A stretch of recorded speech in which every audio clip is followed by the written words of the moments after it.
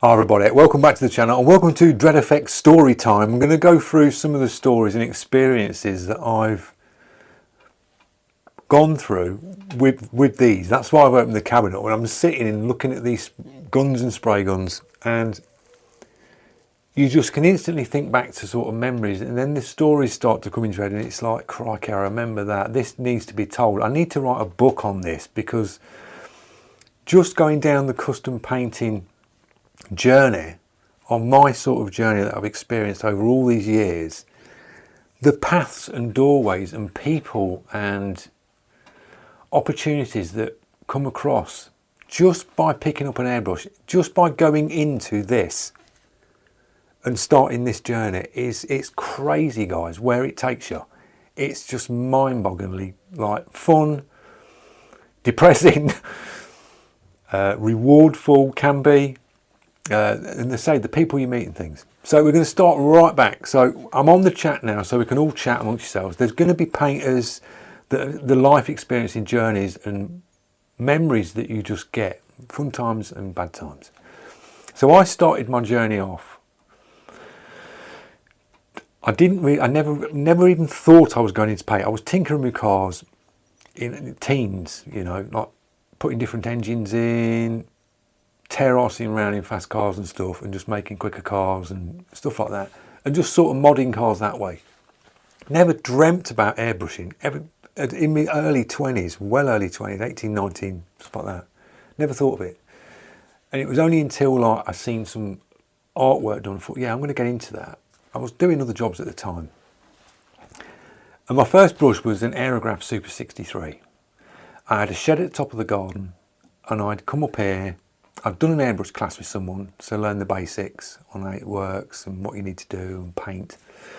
And I was just randomly painting, doing little bits of artwork in here with a strip light above me, a little silent compressor, and just practicing like all the beginners do. We all start in a shed or a spare room, and that's how you start and get into this madness of custom painting if you go down that route. So I was doing that.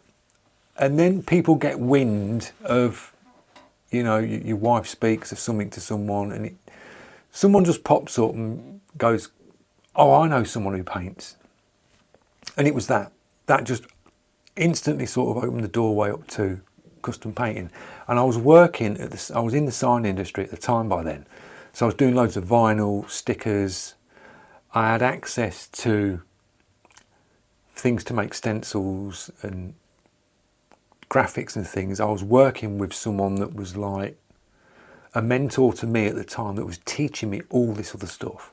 So I was learning loads and loads of knowledge when it came to the sign industry where I was working, and I was starting my venture on custom painting. It was like, you know, you're coming into your custom painting, and they knew I was doing airbrush stuff. The sign industry people I was working with, they knew I was doing the airbrushing. So you get odd little bits come through there. But the first piece of custom painting that I did for a customer and it was a bike tank. That was the first piece that I did, and it was Harley Davidson wide. It's like the Fat Boy, is it? That's a wide tank, like really flat at the top.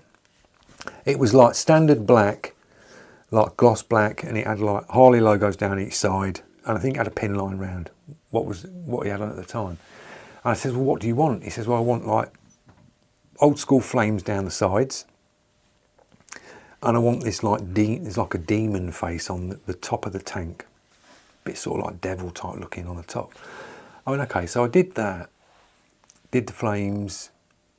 It looked really nice for like a first piece that I did. The flames came out great, did all the fine lining, dropped them in, dropped shadow, done not the reds going into the oranges coming across, and then did the demon on the top, but did a metal tear round.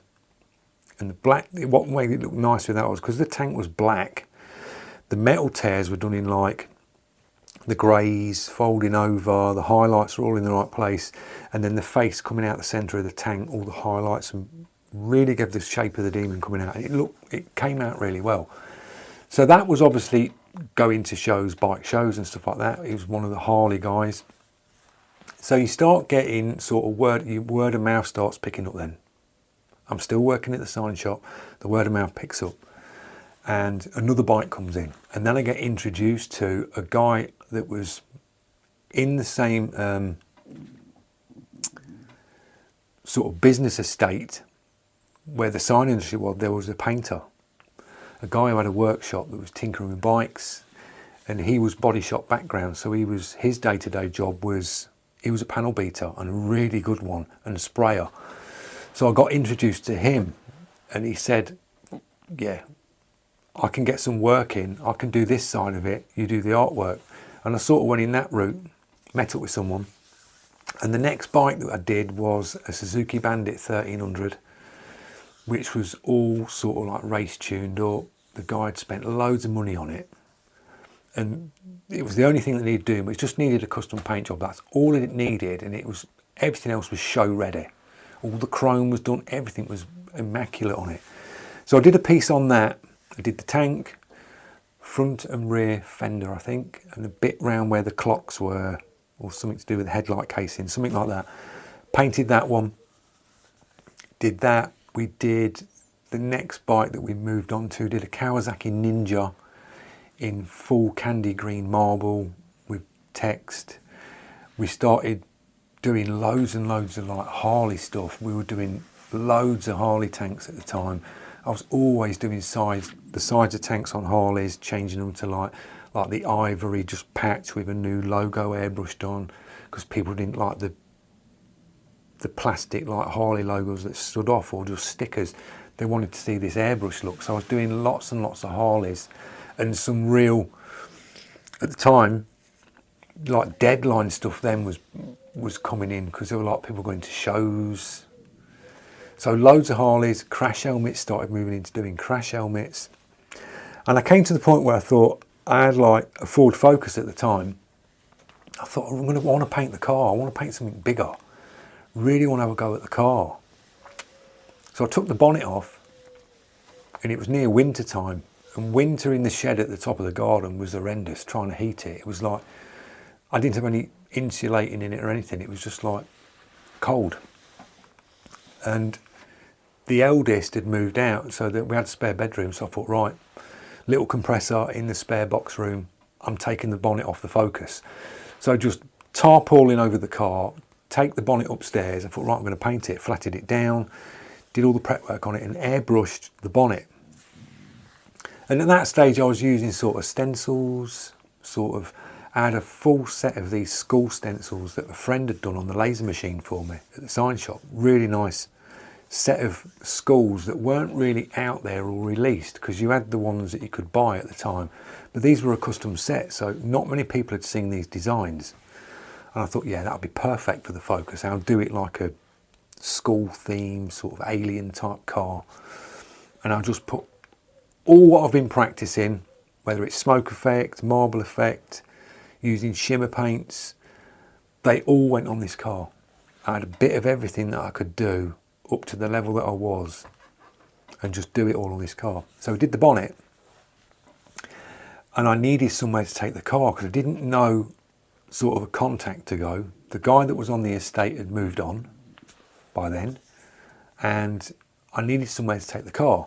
So the sign company had contacts for, they were doing work for a guy who owned a body shop that was based in Chelmsford, and he's the main crash repair guy that does all sort of like Mini, Honda, Renault, all your big Audi. He had all the contracts sewn up in like the sort of Essex area near us to do all the crash repairs. So he had a big body shop.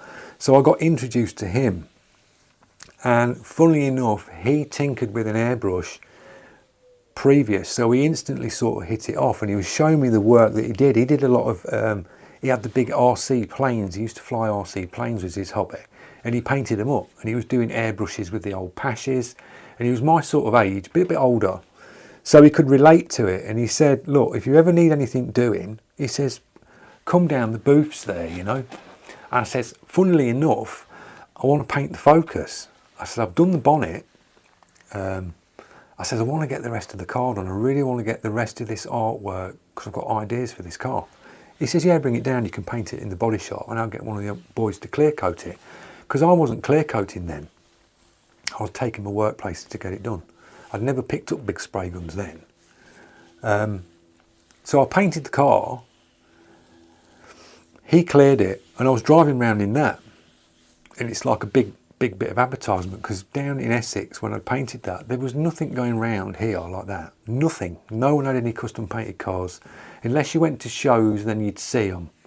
And they were sort of around the UK, dotted around. So you wouldn't really see it. So I was driving around in the Focus. And if you've got a custom painted car and you're driving around in it, you tend to forget what you've done to it. You just get in it and drive it. Because you painted it, you've seen it every day, you've been around every panel with it and painted it. You just it just blanks your mind what's on it. You're just getting it and you're driving it. You're doing your day-to-day stuff, whether you're going shopping.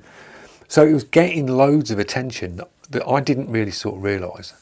I took all the photos of it, and it came to sort of selling it. Because I thought, right, I just want to paint something else, you know. I want the next project. And I was doing stuff in between the bikes. I was doing loads and loads of bikes and stuff. And I thought, I just want to do another car. I want to paint myself another car.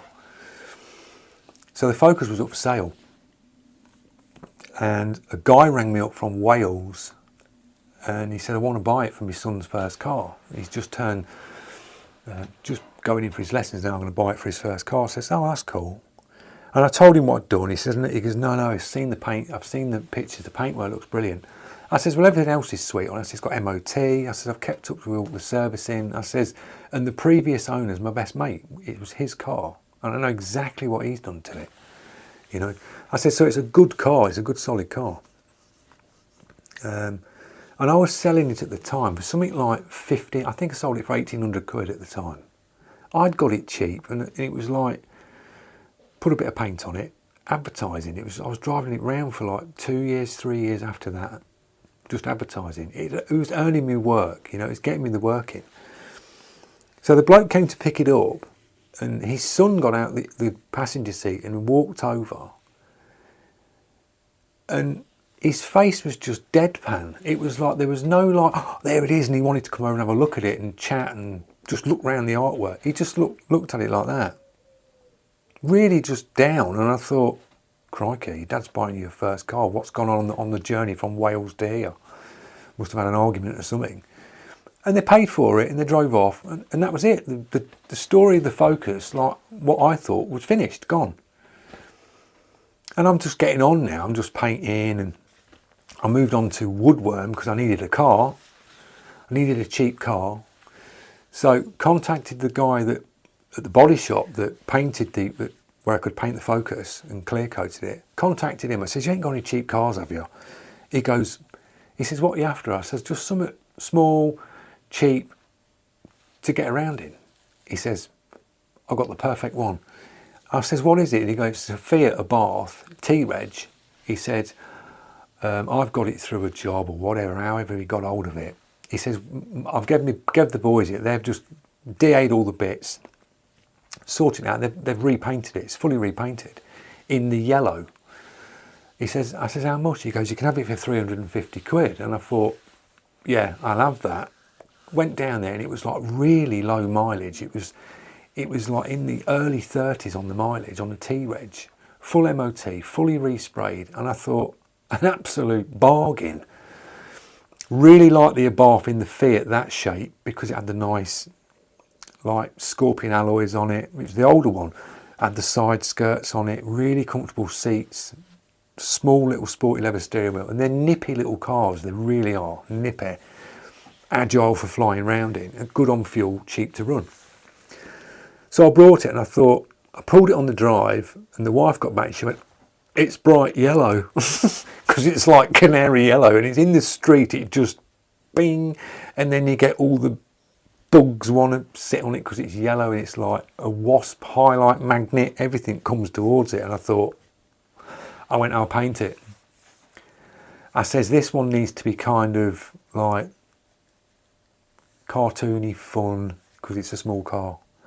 And at the time you had the In-Betweeners, which was out, and I really wanted to do an In-Betweeners car, really wanted to do one. I had one of them Fiats before. I had a black one, the square box one, and then the In-Betweeners came out. It was a big hit, and I was looking When he said Fiat, I thought it was going to be the old one, but it was a Bath, which was the new one. Because I wanted to do the in-betweeners, like the red door and paint it, but then put their portraits on it and do an in-betweeners car.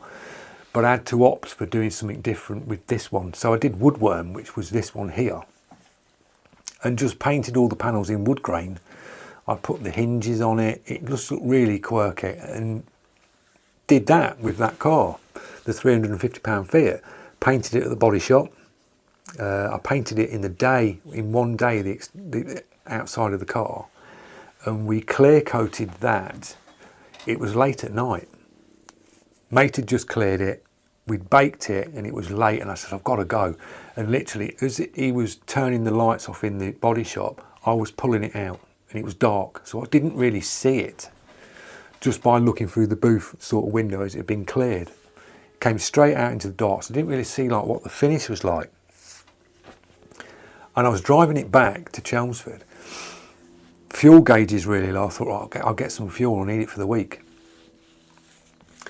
And pulled in the BP petrol station, and then as I pulled it into the BP, where you've got the canopies over the top where you pull into the petrol station, they're all lit up at night time, and BPs are really bright, and as I pulled it in, the car just popped. It was like, whoa, this looks wicked. So I'm filling it up, and I'm just looking at the car at the finish, because I didn't clear it, and I'm like looking around, I thought, yeah, this has come out really nice. As a car pulls into the petrol station, a guy jumps straight out, runs over and goes, mate, can I take some photos of your car? I went, yeah, because that is cool. I've never seen anything like it. So I'm filling it up, he's taking loads of photos, and I said, I've literally painted this an hour ago. It was been clear coated an hour ago, it's just come off bake. So we obviously then phone, pictures, share, the shares went out, got a bit of interest. Then sort of approached a magazine, which was Custom Culture magazine, and I rang up sort of Custom Culture and I went, how'd you get in your magazine then? And she goes, well, you've got to have artwork that we can see, whether you're not sort of basically, oh, you're good enough to go in the magazine. I said, she goes, have you got any pictures? And I went, oh yeah, I've got plenty of pictures of work I've done. So I had the Focus went in that magazine, Woodworm went in that magazine, there was a load of other little bits that I did, they went into that edition. And what I liked about that at the time was, when you look at the Custom Culture, you go in with other airbrush artists, get published in that year, which was really cool. And I was with Stuart Vampini, the airbrush artist, I think he's Australian, a well-known one. And my name was with his in the magazine. I thought, no, that's really cool. I've achieved a magazine. I've actually got in a magazine. So I thought, yeah, I've got to my goals then. I thought, I've got to my goals. My goal was to like get in a magazine. I did it, you know, with the Focus and with Woodworm and some of the bits. So I painted Woodworm. I was driving around in the wood car, and I get it was an email. And it was a guy that was asking for a bit of paintwork to be done. He says, he's talking, I've got a bumper that needs painting, and it's custom painted. I went, right, I says, send me some pictures. And he sent me some pictures over. And as I clicked and opened up the picture, and I looked and I thought, that's the Focus, you know, that's the Focus that I painted years ago. I thought that is, and I zoomed in, I thought, yeah, and he needed the front bumper. Someone had obviously hit it, whether the lad that had brought it for his first car had bumped it, and needed the bumper painting on it. So I said, yeah, I can do it. I said, I'm the guy that painted the car. I said, yeah, I can do it. It's going to cost this. Yeah, I'll get back to you. It never did. So sort of put the phone down and that to that, continued on with what I was doing. Driving around in Woodworm, other jobs were coming in, and then this time you're sort of buying more spray gun, you're buying more airbrushes, and I'm moving into sort of, now I'm sort of trying, and I'm clear coating bits myself. Like when it came to Woodworm, I did the wheels, ended up painting the wheels to finish the wheels off, did them in like a copper colour, and the actual wheels on that were done in craft paint. It was a copper craft paint water-based acrylic, and I thought I really want the copper wheels to put on Woodworm because it had like silver ones at the time. I thought, no, they need to go like a copper colour, it'll look nice. So I was painting them and clear coating them, started doing a bit of clear coating myself, driving around in Woodworm, and it was like 3 years I'd had Woodworm, and it was coming up to the MOT. So I cleaned the car and I thought I'll hoover the inside out, and I opened the door, and because it's like a 2-door or 3-door, you have to like slide your driver's seat forward to get into the back, or if you put a passenger in, and I've got to hoover it out. So I've got in the car, and on the interiors of on them you can see the inner arches. You see like the original yellow of the colour of the car. And I'm hoovering. I leaned on the inner arch and went straight through and had my hand on the tyre, the rear tyre. And I'm like, oh dear, it's like this big hole. I just went straight through, and I thought, and it was due for MOT. I think it had like a couple of months left on MOT. I thought, you know what? I really want to move on now. Woodworm's been seen 3 years. It's time to change up. You know, everyone's seen it. It's time to move on. So I thought I'm going to scrap it, and the other arch was really soft. And I thought, do I go and spend money on this, getting someone cut away the arches, put new arches in? I need an MOT on it. I've had it 3 years. It's earned me all these jobs. It's done what it wanted to do. It cost me £350 for 3 years driving. The work I've got out of it, cheap, never really other parts, never really spent a penny on it, just putting fuel in it. I thought, no, we'll send it off. So I scrapped it. I phoned up a scrap dealer, and the bloke came out, and he was walking around the car. I was looking out the kitchen. I just made myself a coffee, and I could see him pull up, and he was walking around the car. And I walked out, and he goes, mate, he says, you can't scrap that. He says, that's cool. He says, you've not tried selling it? I says, I've tried. I said, I've put it up for sale for like timber yards, to advertise timber yard or something like that. It'd be perfect parked outside a timber merchant. I said, no, I said, I've had my bit out of it. I said, it was a bit of advertising for me. It's done me proud, that car. It's earned me a lot of money. So I scrapped it. He gave me £165 for it on the scrap. And I thought, you know, I can't go wrong. You know, £350 buy it, 3 years worth of driving, £165 back, and it's earned me all this work. I thought, job done, cracking little car. So we drove off, and I seen it on the load loader go away. So I've moved on to other vehicles. I'm painting other vehicles along the way. I did a Rover ZT, which was the V8 Rover, which was a really nice one. This was a show car. Painted all that up. Did the bonnet inside and outside, the boot lid inside and outside, all the speaker cabinet things and fascias inside, because it was a full-on like audio and show car. We did the 20-inch rims, so I airbrushed it out. Exteriors of the rim and all inside the rims, every one of them. Inside the lights, front and back bumper. I had it in the old shed still. We're working in the old shed now, which is sort of a little bit more updated with a better extractor. And I was spraying in the old shed, so I was clear coating all my own work then. So I built that up. That went off, and he was taking that to shows, and he took it to it was Brands Hatch. There was a big Brands Hatch event, and he messaged me and said, I've got a paper a spot Brands Hatch going to show the car off. There's like loads of cars down there. He says, come down, bring your portfolio, and bring a load of business cards. He says, you're going to do well out of that at Brands Hatch. So I went down for the day, and it was all roped off the areas where the cars were. So I stuck the portfolio of my work, because now it had quite a bit in it. It had the Focus on that. I was doing all of the stuff. Woodworm was in it. There was bikes and stuff in there. And it was quite thick of what I'd done through the years then. And these two blokes, people were walking around, loads of people, because like a busy event at Brands Hatch. And two guys were looking through the portfolio. And this bloke went, oh, I know that car. And he pointed to it, and it was the Focus.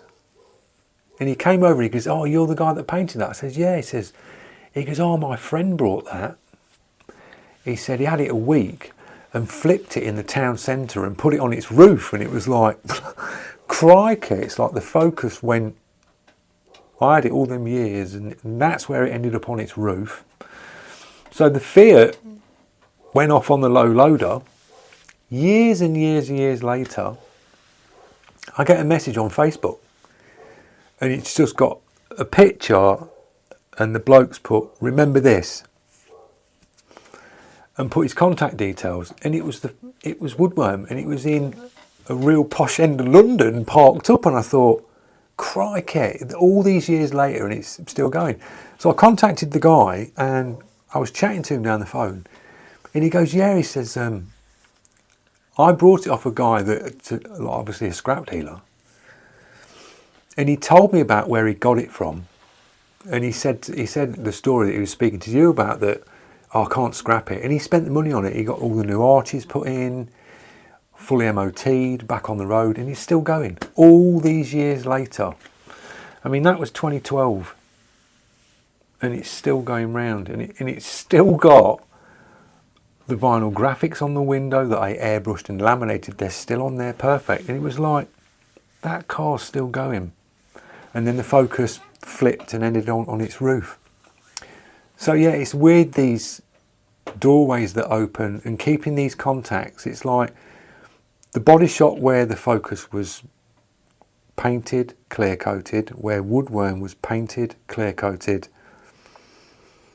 I get another link to that. I thought, I've not seen him for years. I thought, oh, I'll pop over and just poke my head in and see if he's all right, see if he's still going, because I've not seen him, because I was doing all other stuff then. And I popped in to see him. I said, how are you going? And he goes, oh, you still painting? I said, yeah, I said, I'm still painting. And we were just chatting in sort of like under the shutter door into his unit. And there was a bonnet outside near his waste skip for the business. And I thought, that's a mini bonnet. And I went, that bonnet, you getting rid of that bonnet? He said, yeah, did you want it? I said, what's wrong with it? He goes, well, crash repairs come in. He said, we just take the bonnet straight off because the front bumper was wrecked and there was a little dink in the bonnet. We just full new, replace new, respray it out. It's quicker for us than trying to, you get the boys to take the dents out and all that. It's quick, it's turnaround. So I'm not into all this, you know. He says, you can have it. And it was a white Mini Cooper bonnet, like the newer Minis. And I thought, yeah, I got the perfect piece for that, you know, because I was getting into my portraits at the time. So I did the Italian job, Mark Wahlberg, DVD cover, the grayscale, and did all the characters on that Italian job. I clear coated that because I was clear coating then. So I custom painted this up, clear coated it, polished it right up, flatted it back. It looked really, really nice.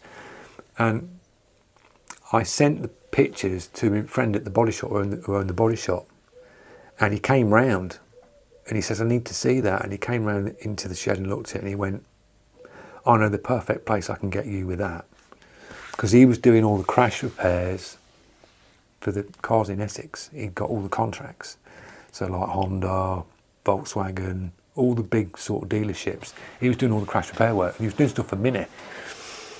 So he goes, come down, we'll approach Mini. So he knew him anyway, and the guy he was speaking to, he says, oh, bring it down, we'll have to have a look before our sort of manager will let us put something like that in BMW Mini showroom, because it's like they've got their own sort of theme and things on how they lay their premises out from head office. So I took it down and they looked at it and went, no, that's got to go on the wall, because it was Mini. It was, you know, iconic film, not the original film, but still a good film. And it represents the Minis that they're sort of selling, because it was a newish Mini. It wasn't an old one, the bonnet wasn't.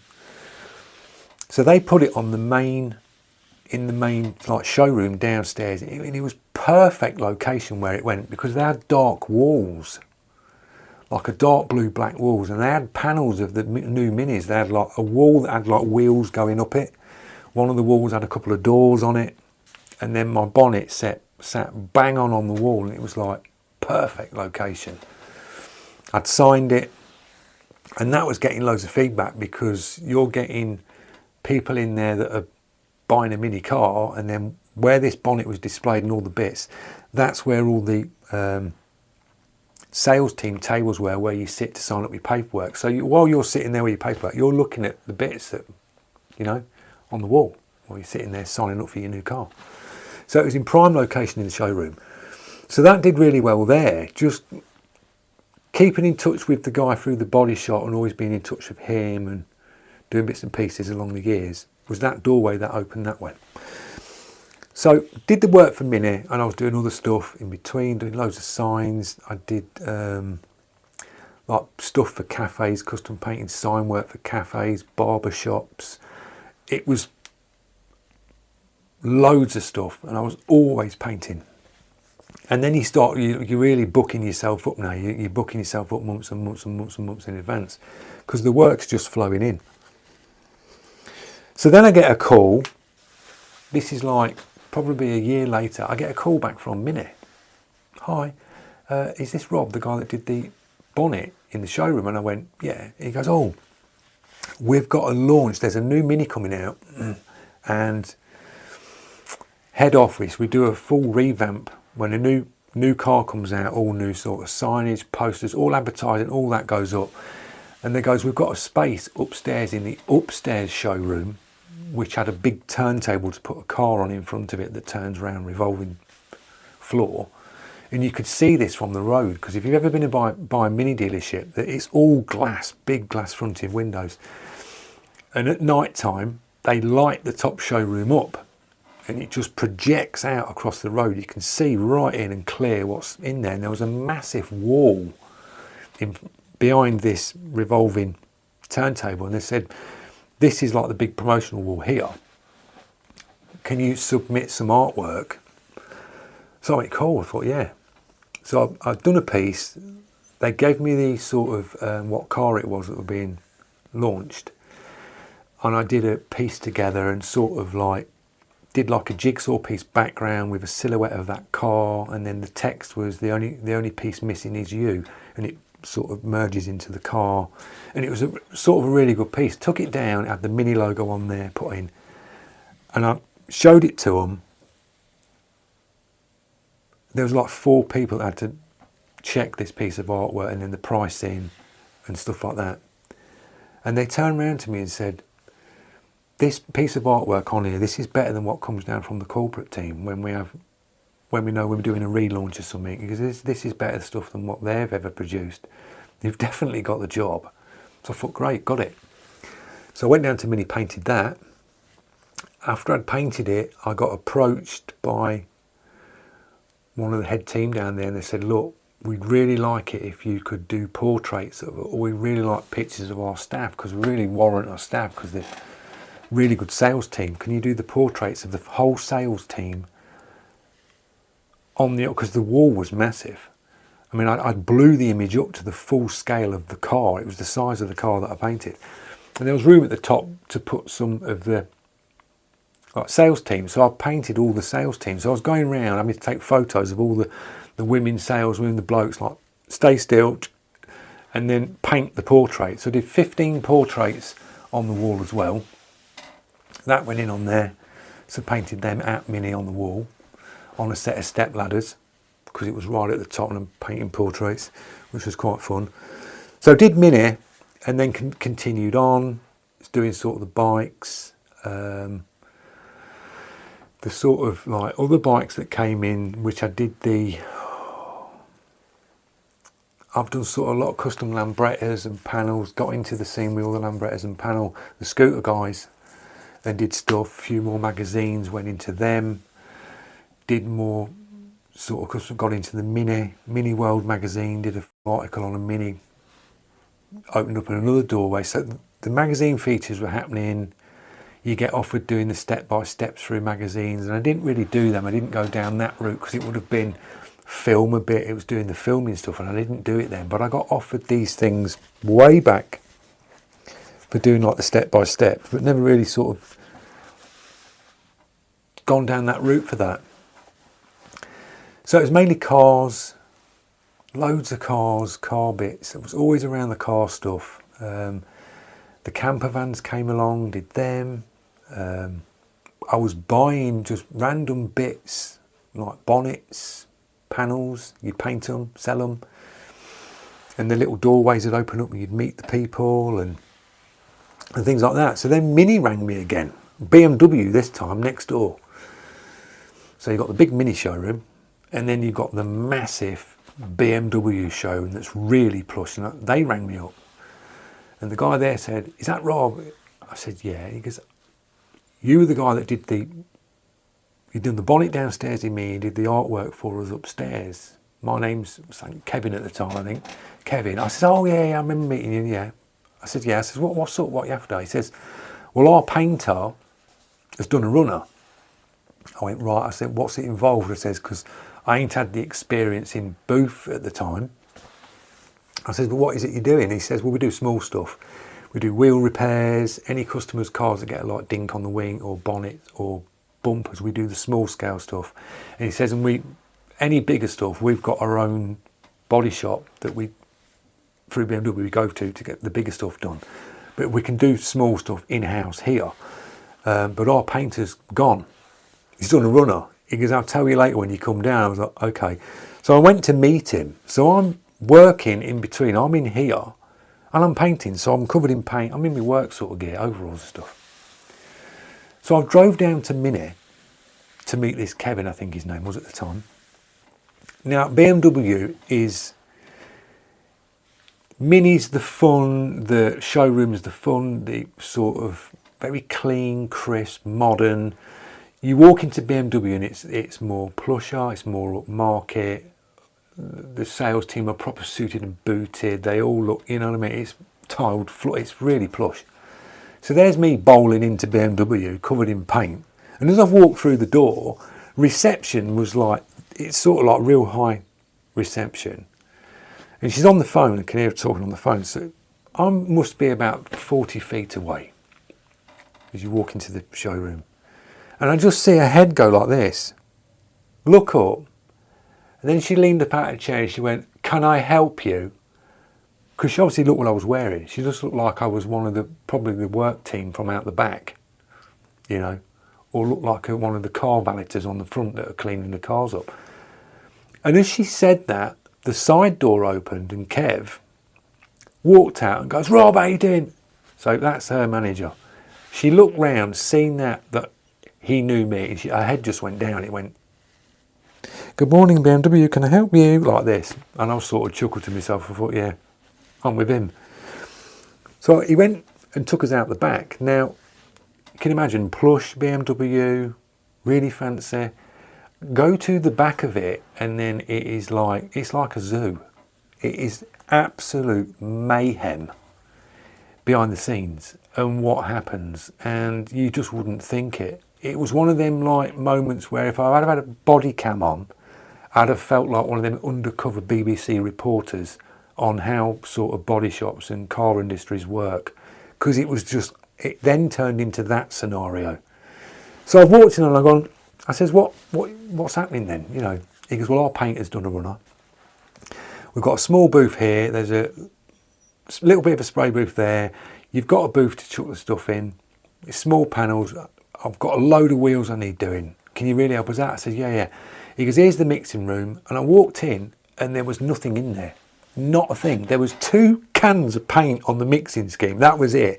This guy had cleared them out before he left. He took all the paint, he took the clear coat, he took the spray guns, he took 2 3M DA sanders, 2 micro sanders, all the DA discs, everything had gone. So I walked in and I went, "Well, I think you're going to have to go and get some stock. Go and phone cars up or something like that and get them to deliver something ASAP, because I've got nothing here to work with." It was like, you know, this is BMW now. It's like... So I get all these bits brought in and I'm doing a few sets of like silver wheels that have got curved edges and stuff on them. So I thought, right, got the bits, I've got the job sheets, he's gone. I don't know anybody in this building other than him. And then you got to start sort of making friends to find out what's what. How do you turn the booth on? Because it was like, what buttons what? There's an oven there, what works with what? Now, right next to, this is how weird the setup is there.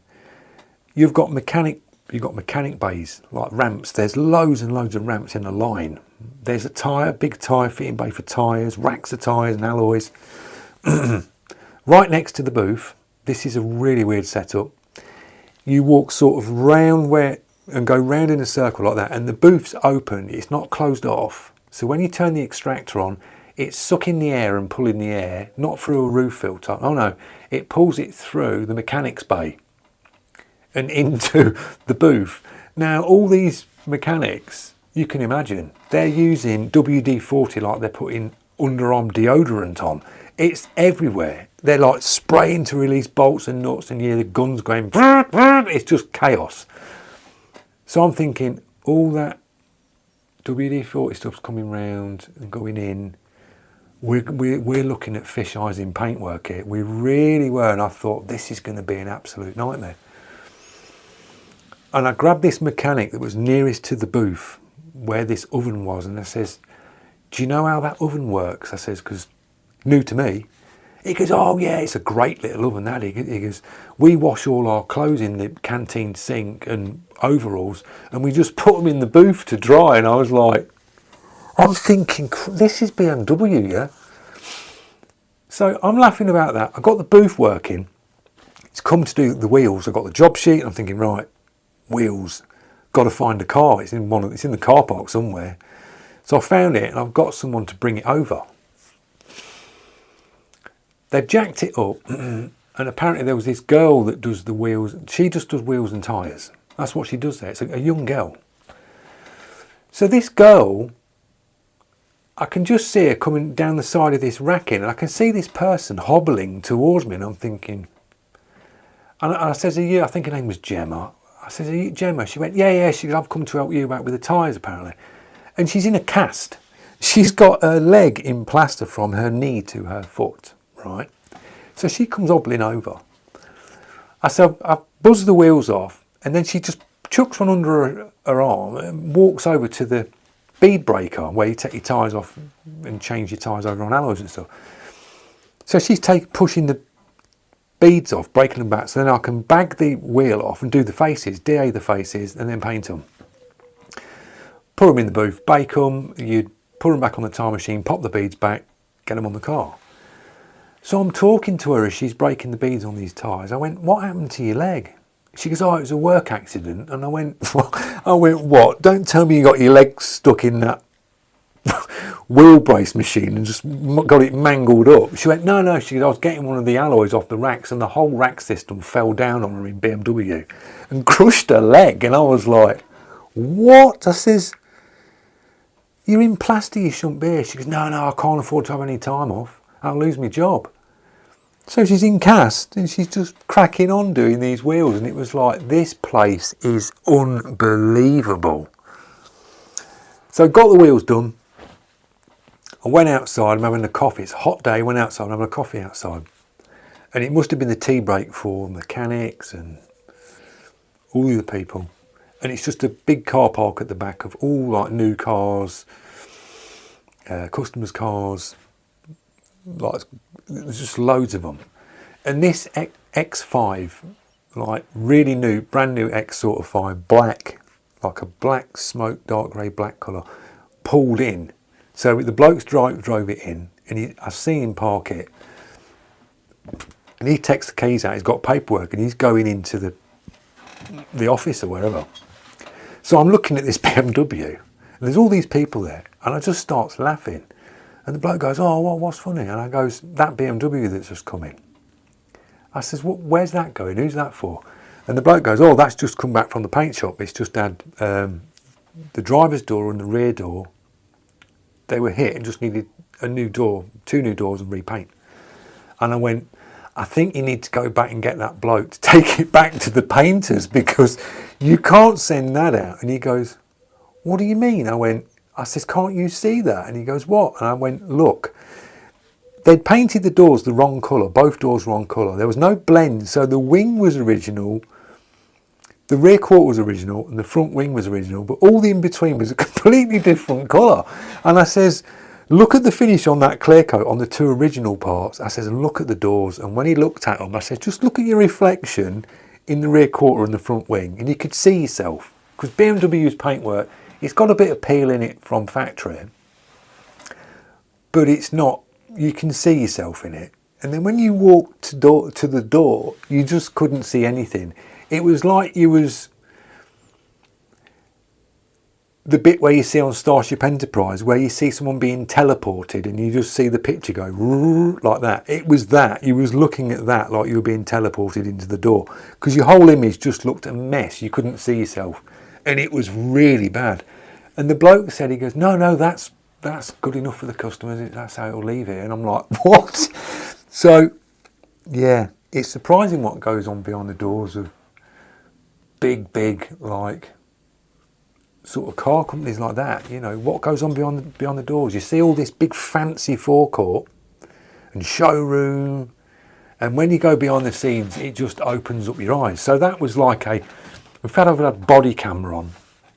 That was my experience of painting, going through them channels, going into Mini, moving through into BMW, and I had a few experiences like that, and then moving into like a body shop and just doing random stuff because I needed a bit of work. I ended up working at a body shop. I was doing wheels. I was like taking them off cars, painting them. But met another good painter there who taught me a lot when it came to paint. I used to sit with him on our tea breaks. He was the main painter, and the workflow that guy would get through was incredible. I've never seen a painter so fast. The cars that came through that body shop, and there was one booth there, and he was turning around cars so quick. And I always chatted to him on my tea breaks, getting knowledge, chatting to him, guns, settings, what you're using, what's this, what's that. So he gave me a load of knowledge along the way, and then it was just putting that knowledge that I learnt from him into practice. And that's what got me more onto sort of the bigger guns then, moving over and buying like a Pro Light as my first sort of better gun. Moving on to the Iwaters and buying the Iwaters in the spray guns, and then concentrating in here and painting better, finishing better, doing sort of the bodywork bit. So when a scooter came in, I could like quote and cater for all of it, and you sort of learn all of it. You master them along your journey, and you master all these. And then once you've mastered the whole sort of bit with them, where you do the bodywork, the filling, the fettling of the metal, priming, basing, you can do the artwork, you can do all the clear work, you know exactly how to flatten, polish. You learn the whole thing then. And I think it's then, after like the years, and I think it was then, that's when I changed my name to, because it was DreadFX Airbrush Art, always was. When I'd learned all that, all them guns, mastered that, and the whole prep way to go about it, I changed it to custom paint. I thought, yeah, I think I've like earned the title now of that. I can put that under the DreadFX bit and put the custom paint, because I'd achieved I'd got to my goal with the magazines, you know. It was my dream to get in a magazine, or you do, just to be able to get your artwork in a magazine. It's printed out, it's like, yeah, I remember that, you know, that's like good memories, and I did it, I made it in that sort of era.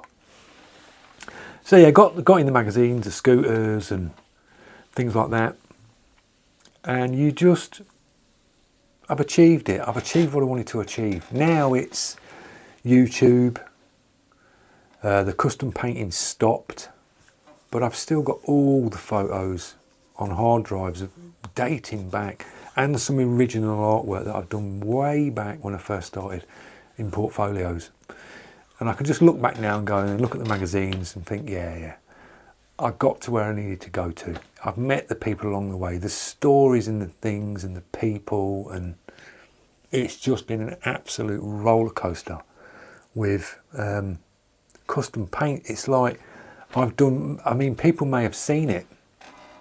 I did six years, still painting, still working from this studio here, but did 6 years of care work for a guy who's disabled, and he was like electric wheelchair, cerebral palsy, but he was a DJ, an incredible DJ, a drum and bass DJ, and I cared for him. And I think working with him humbled me as a person. That's what humbled me as a person, was working alongside someone who was disabled and seeing and living their life with them, because I was their day carer, night carer, taking them out, taking them places. And because he was a DJ, I was taking him to all the events, and these were big events. So I'd got to sort of where I'd wanted to get to with, like I say, with the custom painting I got in the magazine. I'd achieved my goal. I was happy where I was. Meeting up with him and caring for him, he was on his journey. He was aiming for these goals, but in the music industry. So I thought, this is like so cool to work with someone, to take them through there and be with them on their journey to get to where their goals, where they wanted to go to. So I was in on the music industry, always painting. And these always come in handy for me, whatever work sort of venue or venture I go down. So doing the drum and bass thing with someone in a wheelchair, caring for them, as I say, humbles you, really does, because you're experiencing, I'm seeing it through what their eyes sort of thing. You see the struggles, the ups and downs of someone who's disabled. It's an absolute eye-opener. It really is. And how these people don't get seen. They really do not get seen. And then put that into the mix of going into the music industry and being under going into record labels. These are big A-listers that are in this genre of music. And just going on that journey with him on that was incredible, absolutely incredible. The places and the people and the things that we've seen, the stories there, that's a book on its own. Them 6 years experience with someone who's disabled, going along with their journey, was just incredible, absolutely incredible. And I did custom painting for him because he's got a studio which is all catered for him. He can go in, everything's set up, and he can produce work. He was doing radio shows, doing live stuff. And I thought, you need a DJ stand. You need something that can be easy to assemble, go with you in a van, because these events are coming up, and these places they weren't catering for someone that was in a wheelchair, especially a DJ. You know, because most DJs just rock up and they're standing in front of a table to the crowd, to the 2,000, 3,000, 4,000 people that are there. And it's like, no, you need a stand. You've got to get a wheelchair, a fully electric wheelchair, onto a stage, and he's got to have this equipment round him. So I built him a custom DJ stand, and I thought, right, let's get the custom painting on this as well. So I fully custom painted it all. We had aluminium on it. We'd done all the Pioneer logos on it. It was LED backlit. It was perfect for him. He could just bring his chair in and have all the 4 decks, the CD decks round him, and mix. So that's what I did. So I'd done custom painting there, and then you meet artists and these famous people, and you're doing a portrait for them, you're doing this for them, you're doing work. I was doing glass etching for businesses. That all started off because they owned like a club, and I was doing all their stuff like glass etching on all their pint glasses and half pint glasses, things like that. So it opened up the avenue to do all that. Travelled all round the UK, did all the big events in London, Ministry of Sound, Brixton Academy. We've done so much. Then you go over into Germany. We've done all round Belgium. We've gone up into Germany, all round Prague. We've done everywhere, taking him around, just doing all this like drum and bass stuff. And the stories that I can tell you, and the giggles along the way, but the ups and downs and the experiencing that and living with that, someone who's in a wheelchair in their life, it's like, it's just mind-blowing, mind-blowing. So yeah, all these little avenues you go down, it opens the doorways for so much. These things can take you in so many different routes. It really can. It's like you're looking at a tree and then you just see all the roots that come off of it. And you have an airbrush in your hand or a paint gun. A paint gun or an airbrush can take you down all these little like roots off. It really can. And people along the way, and the people that you meet, you know, and where you see your artwork, and it's crazy. It's been crazy times, some real down times where you get knocked for money, where you're desperate for money, and then they do you for the money, and it's like, you know, sometimes you're fighting to pay like the bills, and it's like, come on, I need some work in. So you do drop your prices. You do take the bump, you know, when someone goes, oh, I can get you in here if you do as a bit of work, and it's like, yeah, okay. And then you think to yourself, well, I'm going to get seen. It's probably another magazine. It's worth doing it, you know. And you just do it to get a little bit of publicity, or you take the step thinking it's going to be the right one that's going to lead to it. But it always, well, it has for me so far, it's always opened up another door venture. It's like YouTube, doing YouTube. Would I recommend doing YouTube? If you're doing it as a sort of, if you're doing it and you want to take it on as like as a business and take it on as full on, it is full on. If you're doing it all on your own, it's full on. You've got to film, do the artwork, do the editing, put it all together, post, answer, reply to everyone. YouTube is a job for more people. You know, this is where I need someone doing the editing. I need someone answering the emails, the messages. You know, you start, it sort of goes bigger and bigger and bigger, and then you have to start pulling people in, because when you try and do it all yourself, it is way too much work. You've just not got enough hours in the day. You really haven't. You really haven't. If you're doing sort of content where I've been doing, where it's like near enough, sometimes it's one every day, it is exhausting, and you've got no time for anything else. You really haven't. Really haven't. It's a lot of work. So if you're doing, I think if you start it, just stick to one video a week. You know, do everything you can in the week, and just upload once a week. Trying to push it and do every single day is, you go on burnout. And I've hit that loads of times with the channel. When I look at how much content's gone up, it's an absolute killer. It really is. It really takes it out of you. But YouTube's opened up doorways. It opened up the doorways to collaborations with other YouTubers. So that's like the doorway that opens up that. So you get to meet these other people, the other content creators. Steve, Dude Stuff. We've done custom e-bikes that I've done on the channel, painted them up, doing signs. I've done custom signs for them. And then you meet and collab with Andy Kirby. You do custom brake colours for his Audi that he was doing all the mods to on his Audi. And you meet these people, and there's some great people out there. Some of the YouTubers, all the content creators, we're all wacky. We're all wacky in our own little way, because we're in our own little bubble. We have to stare in front of a camera and talk to everybody else, but you're just standing here talking to yourself, really, staring at a lens, and it's quite weird at a while. But you get into the flow of it, and you just start creating content.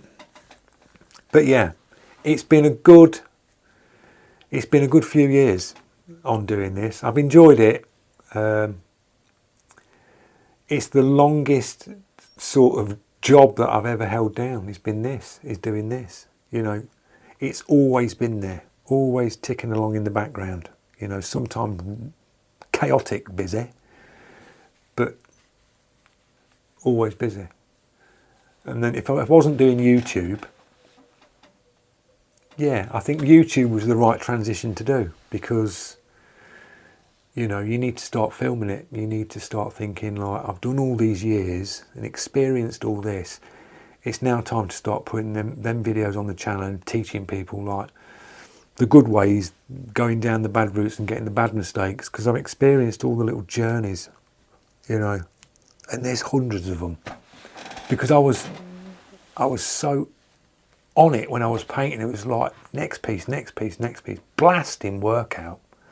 I got to a point where when I started my portraits, I thought, right, really want to get onto portraits and be comfortable on portraits, just be able to put a portrait on something and not worry, hit it every time.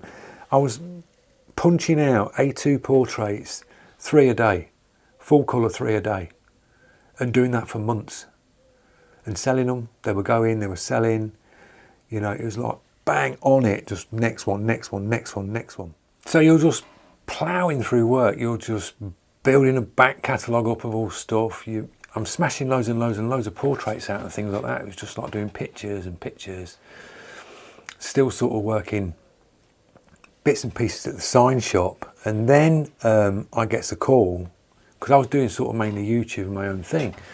I was doing the sign shop. I'd left the sign shop like years ago because my father was ill. He was dying of cancer, and it was like, I've got to go back up to Leicester. So I had my father in Leicester that was dying of cancer. My wife's dad was dying of a bad illness over in London. So I just said to the missus, I said, look, I've got to go back to Leicester, you know. I said, you've got your dad here. We're both travelling to hospitals. It's like crazy. So I moved to Leicester and I left the sign shop. I said, look, I've got to leave. I've got to spend the last few months with my family. So I sort of, me and the missus sort of like, we'll have a break for 3 months. You cater me, Dad. I'll come back at weekends, but I'll spend time in Leicester. So I went back to Leicester and stayed at my mum's just to help my mum and see my dad and my sister, because they were all going through it up in Leicester, and it just seemed like I was out of the way up here. So I was like reverting back to my wife. She was like with her dad's deteriorating, my dad's deteriorating. It was a nightmare time. I had no work because I'd gave up the job in the sign industry. So I was like, I've got contacts in Leicester. I've got some really good friends in Leicester. So like straight on the phone, as I knew I was coming to Leicester, I thought, right, let's ring some of the old mates up. Let's see what's going on. And then I hooked up with one of my lifetime friends that still contact now. The experiences with that guy alone, again, that's another book on its own. So I rang him up. I said, look, I need some work. This is what's happening. He went, yeah, sort you straight out, not a problem. What do you want to do? So I've been doing a bit of painting, been doing a bit of this. I've got you the perfect place. And I was working for my friend's, it was his uncle. And he had the contracts for Next, like in Next clothing. And all the Next window displays and all the fitting stuff for that. So I went down to this big workshop that was doing all these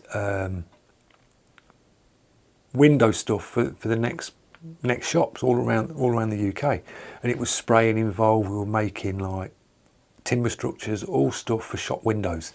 So I did that, and that was great. And sort of meeting up with my best friend's sort of uncle just sort of brought loads of memories back again, because I remember I was into the cars way back when I was 17, sort of 18, and that friend that I'm talking about that I phoned straight up, he was like a sprayer. His dad did vintage cars. Now, this is a lot of life stories now, we're going back. His dad did vintage cars and he had a workshop, and he was building the old-fashioned cars, the ones with like the running boards, like the old, really old cars where you got the wind up to start the engine. He was doing all classics like that. So Scott, who was my best friend at the time, I grew up as a kid, he passed his test before me.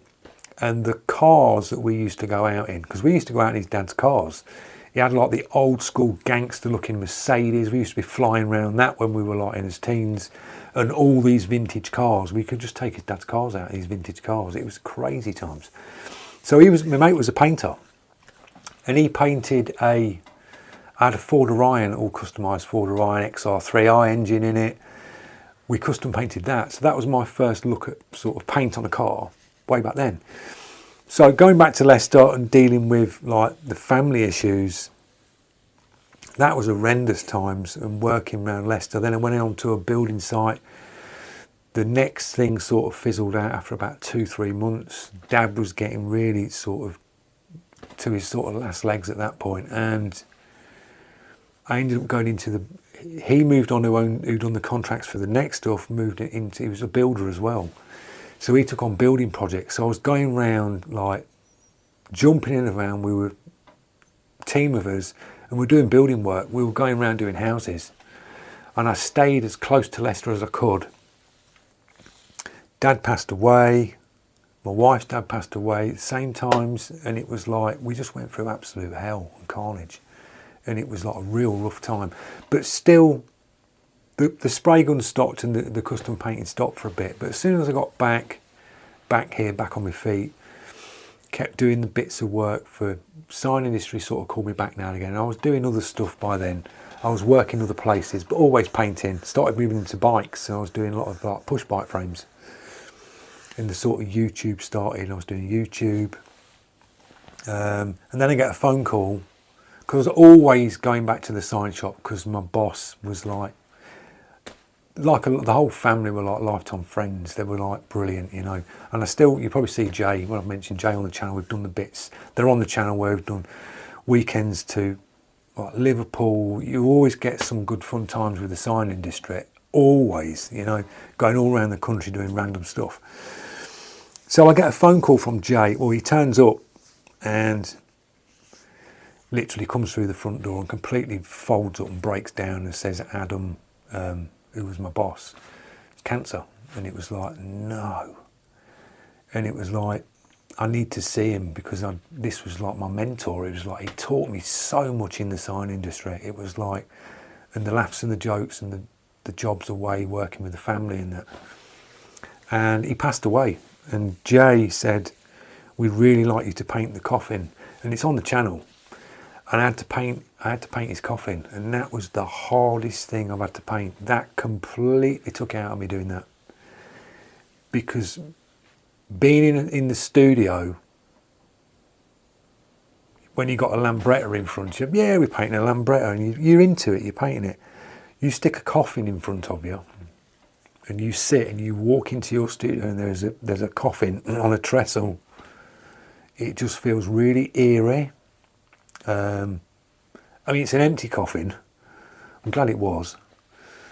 I mean, but it's really eerie to do, and it's the memories that are coming back because you're thinking of that person. You know, you're painting the pictures of what the family's chose of bits of his life, and you can relate to them. You can relate to these pictures of when I've been working with him, what he's been speaking about. I can remember him some of the things saying with him, working with him. I'm having to paint them pictures, and it's like, oh, it was the hardest thing I had to paint. So I had to do that. So I painted a coffin. That's it's on the channel if you want to see it. It's a good video. And yeah, it's weird the things you paint. You really do. You can take on some real challenging pieces. You really can. And that was a challenge for me. That was the hardest challenge to do. But I've done like pieces of the guy in the wheelchair. That piece of like thing I built and painted, that's still going today. And I've not seen him for over a year, about a year, you know.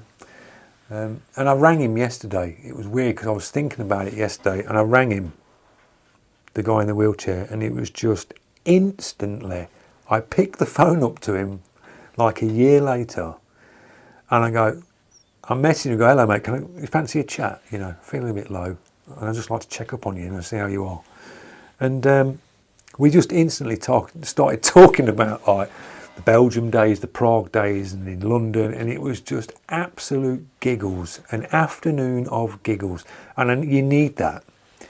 You need that. You definitely need that if you're down. If you've got a good friend, you can just ring up and just have the giggles. And I've met so many. It's like you meet so many people like YouTube. We've got like the muckers that are on now. You know, we've got Scott, we've got Dean on there, we've got Puggy, you've got Mr. C if he's on. You've got Damo from Australia now, which has joined the Mucker channel, and I've just met some great people, some really, really good people, and this is like the next stage coming up. You know, like the people that are around me now and the contacts and that. You know, you just meet some great people. And it's always, the muckers have always been the itchy, scratchy. You know, I'll scratch your back, you scratch mine. And we just help each other out, and that's what the mucker channel's about. That's what it was built on, you know, because we all come from either airbrush backgrounds or spraying background. And if there's any advice, we just share it amongst ourselves, and it's you lot it's you lot that have helped out with the channel, you know, the consistent following and the message and the support. You've been all supportive, you know. Do appreciate that. I always appreciate the people that have opened the doorways along the way. I never forget them. And if I ever bump into them and see them, I always remind them about that. You know, it's like I rang the guy in the wheelchair yesterday and we're speaking, and I just stopped and I went, mate, I says, working with you for them 6 years humbled me. And he goes, oh, thank you, mate, I really appreciate that. I says, no, I says, it was just sharing your goal where you need to go to. I'd got to mine. You know, I'm older than you, he's in his 40s. I went, but seeing you get to your goal, but experiencing it and going through your day-to-day and the challenges you had to go through, just being in a wheelchair, you know, and just seeing that there isn't places that's accessible. There isn't things like DJ events where, oh no, we're not allowed to have people on stage in a wheelchair. We don't cater for that. We don't cater for that. You can't come here. You can't get the chair. You can't go upstairs. It was all this stuff. And I made sure he got to these places and I'd carry him. It's like Ministry of Sound. They couldn't go upstairs. It was like, you're going upstairs, mate, because that's where that venue is and that's where everyone wants to see you. 4 DJs lifting a 250 kilo chair up the stairs of Ministry of Sound round the back, and I've carried him up the stairs. There was loads of events like that. And I just said that to him on the phone, and he goes, I wouldn't have wanted to have experienced that journey with anybody else, apart from you. He says, you're a lifetime friend, you know. And we were in bits, we were just laughing. All the afternoon we were just laughing about stuff that we'd done, you know. So yeah, you do meet some great people along the way. You really do. So that's my sort of little half of it. There's a bit of it. I could do loads of videos like this and just sit here and talk about the experiences that have with these and which ways have led me paths and people, and it's crazy. So I hope you've enjoyed it. If you are thinking of going into custom painting, is it worth it? It is. If you can earn enough money in sort of say a part-time job that pays your bills and you've got a strong missus behind you pushing you along the way, if you can do it and go down the route, you'll love it. You will love it. You know, picking these brushes up and the spray guns and just learning it. And it's just the people you meet along the way and the doorways that it opens. You know, I've had every doorway opened. You know, some of them I've been chipping away at it to get through it, but most of them have opened. And the people, it's just the people you meet, you know, the experience. So it's all a lifelong experience, guys. So I hope you enjoyed tonight's video on the premiere where we've all had a chat, and I will see you lot in the next one. Cheers.